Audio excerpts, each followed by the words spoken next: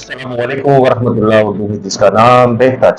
چاند آپ کو خوش آمدید۔ اور آج ناظرین ہمارے ساتھ اردو ادب کی ایک ایسی شخصیت ہے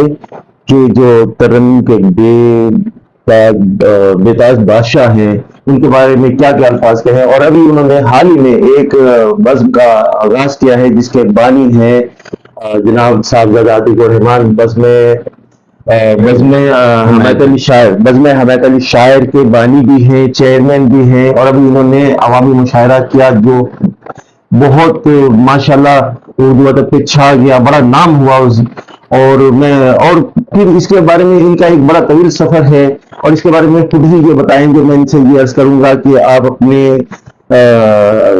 ادب کے حوالے سے آپ کی شاعری کا آغاز کیسے ہوا، یا آپ نے کس طرح سے، کیونکہ آپ ایک تنظیم کے ساتھ جڑے ہوئے تھے برسوں سے، اور میں یہ بھی آپ کے دل کے زخموں کو چھیڑوں گا، لیکن جو آپ اس کے بارے میں کچھ کہنا چاہیں تو آپ ناظرین کو بتائیں، کیونکہ آپ کے اوپر کچھ ایسے حالات گزرے ہیں تو کچھ باتیں بنتی بھی ہیں۔ اگر آپ کی گفتگو 7-8 منٹ سے زیادہ ہو جائے تو کوئی ایسی بات ہے، اظہار فرمائیں، اور اس کے بعد پھر اپنا کلام سب سے پہلے تو یہ کہ ناظرین السلام علیکم، اور یہ کہ شکریہ ادا کرتا ہوں چاند صاحب کا، ریختہ چاند کا، کہ انہوں نے اپنے اسٹوڈیو میں ہمیں بلایا اور کلام کے لیے اور میری بات کے لیے۔ بہرحال سفر جو ہے وہ ایک حادثاتی طور پر شروع ہوا، کیونکہ بچپن سے میں نعت گوئی بادشاہ کی حیثیت سے مجھے لوگ جانتے تھے، اور میں حیدرآباد میں ایک نام تھا، الحمدللہ، اللہ نے عزت دی تھی، الحمدللہ۔ تو میں میرے بہت ہی قریبی جو رشتے دار سمجھ لیں، اور بلکہ میرے والد کے بہت قریبی دوستوں میں سے تھے بسم اللہ آغائی صاحب۔ تو میں ان کے پاس جو ہے 1985 میں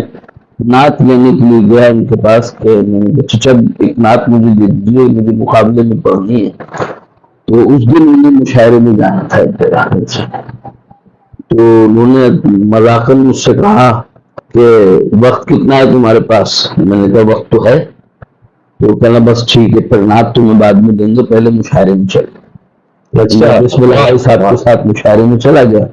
اور وہاں پہلی مرتبہ دیکھا میں نے کہ مشاعرے کا رنگ کیا ہوتا ہے، مشاعرے کیا ہوتے ہیں، اور کلام سنا، اور وہاں سے تحریک ملی، اور پہلی بار میں نے چند شعر کہے، اور بسم اللہ آغائی صاحب کے پاس گیا میں، اور بسم اللہ آغائی صاحب کو سنا دیا۔ پھر اس کے بعد میری ملاقات جو ہے خلیش مظفر صاحب سے، ماشاء اللہ۔ خلیش مظفر جو ہے وہ پاکستان کے ایک بڑے نام ہے ان کا۔ بہرحال ان سے بے پناہ دوستی رہی، چونکہ وہ سما کے آدمی تھے، اور میں بھی سما شوق سے سنتا تھا، اور صرف سننے ہم ایک دوسرے کے ساتھ جاتے تھے اور سما میں بیٹھتے تھے۔ پھر ان سے قربت کا سلسلہ ہوا، شاعری کے معاملات ہوئے، اسی انداز سے ہم چلتے رہے زمانے تک، اور پھر میں نے ان سے شادی کی۔ کیا اصل میں آپ کے مظفر خلیش صاحب، خلیش مظفر صاحب جو ہے آپ کے استاد جی جی جی جی، پہلے استاد پہلے استاد بسم اللہ آغائی صاحب، دوسرے خلیش مظفر صاحب۔ تو یہ سلسلہ چلتا رہا، اور پھر ہم نے آخر میں اب چند سال پہلے میں نے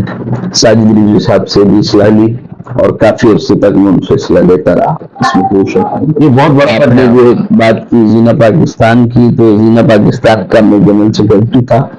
تو چند وجوہات کی بنیاد پر، اختلافات کی بنیاد پر وہ ایک طرف ہو گئے، میں ایک طرف ہو گئے۔ میں نے ایک چھوٹی سی بہن قائم کر لی، یار چھوٹا آدمی، چھوٹی سی مشاعرہ جو ہے ایسا اور نیاز بنانے کراچی کی بھرپور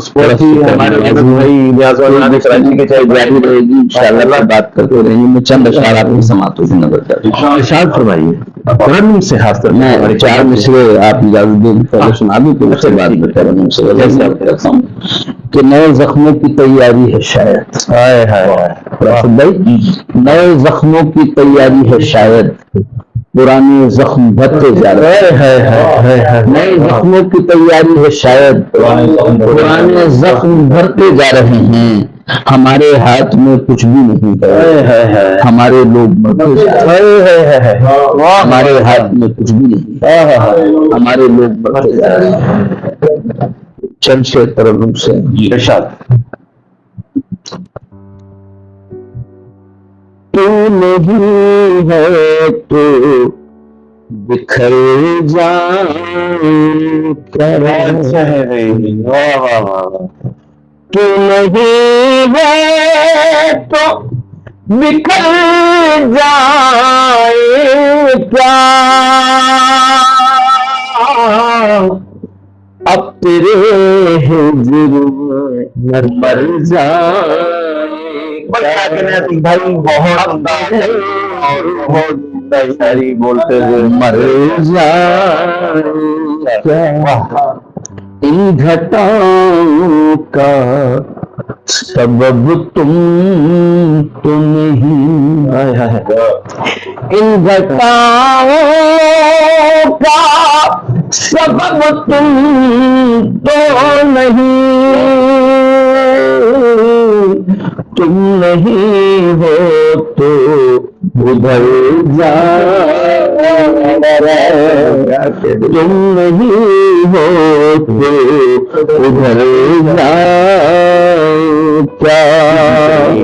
ہم ہیں آوارہ مزاجوں کا بھرم، واہ ہم ہیں آوارہ مزاجوں کا بھرم،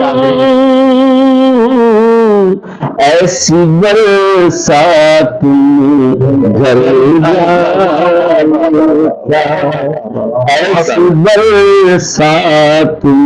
گھر جائے کیا، اور عشق میں کچھ تو بھرم ہے اپنا، کیا عشق میں کچھ تو بھرم ہے اپنا، تیرے کہنے پہ سنور جائے، عشق میں کچھ تو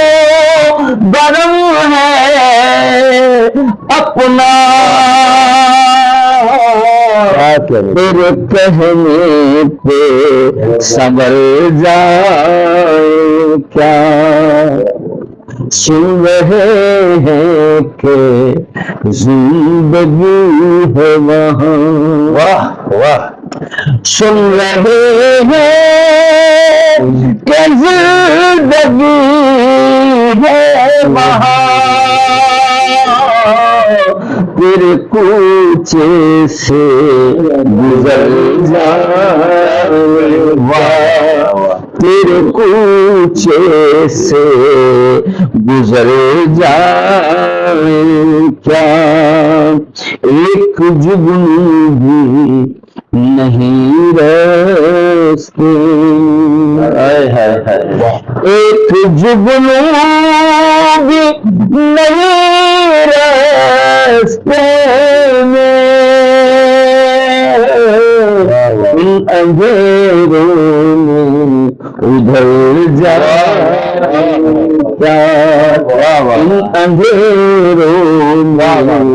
ادھر جائے کیا، اور موج سے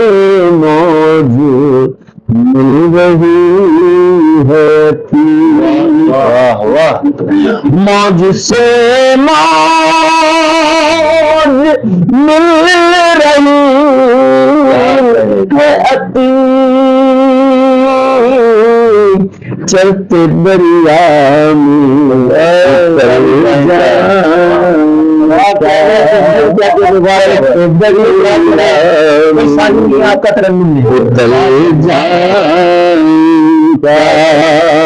تو نہیں ہے تو بکھر جائے کیا، اب تیرے ہجر میں مر جائے کیا کہنے۔ ناظرین، ہمارے استاد اجاز رحمانی ان کے مطابق اکثر کہا کرتے تھے کہ صاحبزادہ عتیق کا ترنم ایسا خوبصورت ترنم ہے کہ انڈین اسٹائل سے کرتے ہیں اور بہت خوبصورت کرتے ہیں. اعجاز رحمانی رحمۃ اللہ سے کون ناشنا ہوگا, سب جانتے ہیں. تو بہت بہت شکریہ عتیق بھائی ریختہ چاند کی جانب سے آپ کا بہت بہت شکریہ, ہمارے ناظرین کی جانب سے آپ کا بہت بہت شکریہ کہ آپ ہمارے اسٹوڈیو میں تشریف لے کے آئے, اور اس کے لیے تہہ دل سے ہم آپ کے ممنون ہیں. سلامت رہیے.